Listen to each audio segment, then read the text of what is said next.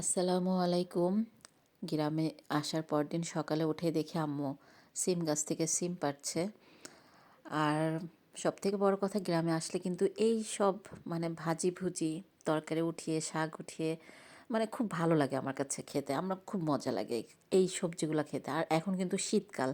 তো বুঝেন, শীতের মধ্যে সিম, পুঁইশাকের ফল এগুলো কিন্তু আসলেই পারফেক্ট একটা খাবার।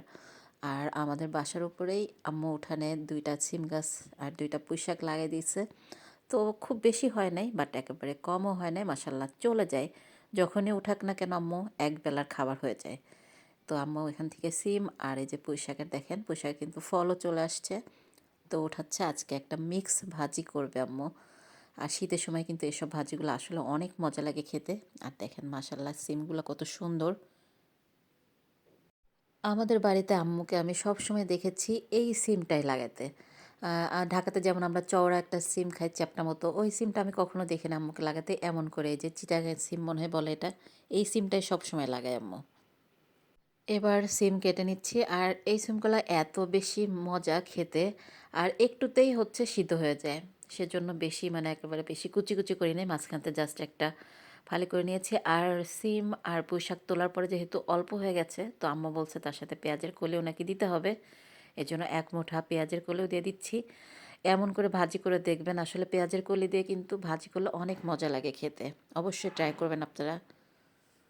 সবজি কেটে নেওয়ার পরে খুব ভালোভাবে ধুয়ে নিয়েছি।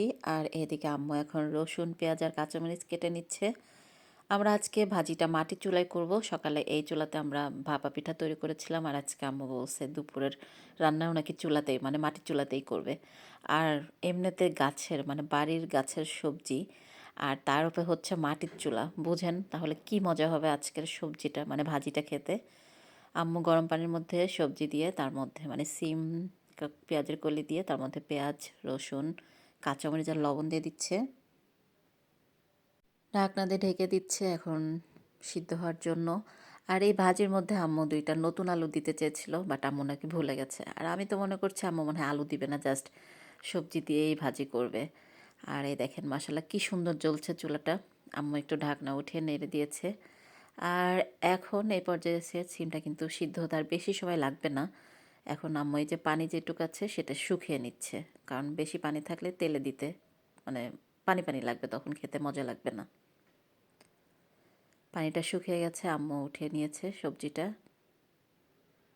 কড়াইতে তেল দিয়ে তার মধ্যে পেঁয়াজ কুচি আর কাঁচামরিচ কুচি দিয়ে দিয়েছে। এখন এটাকে হালকা নেড়ে নিচ্ছে। আমরা এই ভাজিটা সবসময় আগে ভাপ দিয়ে তারপরে হচ্ছে বাগার দিই। অনেকে আছে কিন্তু একবারে বাগার দিয়ে বসায় দেয়। আপনারা সেভাবেও করতে পারবেন। পেঁয়াজটা হালকা একটু লাল হয়েছে, তখন আম্মু এর মধ্যে আস্ত জিরা দিয়ে দিয়েছে। এখন এটাকে আবার খুব ভালোভাবে লাল করে নিতে হবে।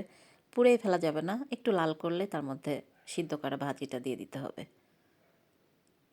লাল হয়ে গেছে, এখন সিমটা দিয়ে দিচ্ছে। আর এই সিমের সাথে আম্মু এখন হালকা একটু হলুদের গুঁড়া দিয়ে দিয়েছে, যেন একবারে সাদা হলে কিন্তু এত বেশি মজা মানে দেখতে কেমন লাগে। তো হালকা একটু হলুদ দিয়েছে যেন কালারটা একটু সুন্দর আসে। আর এখন কোনো কাজ নেই, জাস্ট এটাকে খুব ভালোভাবে নেড়ে নিতে হবে। এতক্ষণ তো সিমগুলো আস্তে আস্তে ছিল, দেখেন এখন নাড়ার জন্য কিন্তু খুব সুন্দর মাখা মাখা হয়ে গেছে। আর আমরা ভাজিটা সাধারণত এমন মাখা মাখাই খাই, বেশি আস্তে আস্তে থাকলে খেতে কেমন যেন মানে ভালো লাগে না। দেখেন ভাজিটা কিন্তু একেবারে লাস্ট পর্যায়ে চলে এসেছে, হয়েও গেছে। এখন আম্মা একটা বাটিতে উঠিয়ে নিচ্ছে।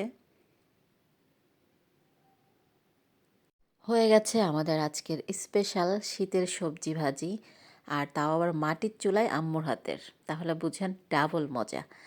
অনেক মজা হয়েছিল আজকের ভাজিটা। আপনারা অবশ্যই এই পেঁয়াজের কলি দিয়ে সিম ভাজি করবেন আর সাথে ২ টা আলু দিয়ে দিবেন। অনেক বেশি মজা লাগবে খেতে। আজকের মতো এখানেই শেষ করছি। সবাই ভালো থাকবেন, সুস্থ থাকবেন আর আমাদের জন্য দোয়া করবেন। আল্লাহ হাফেজ।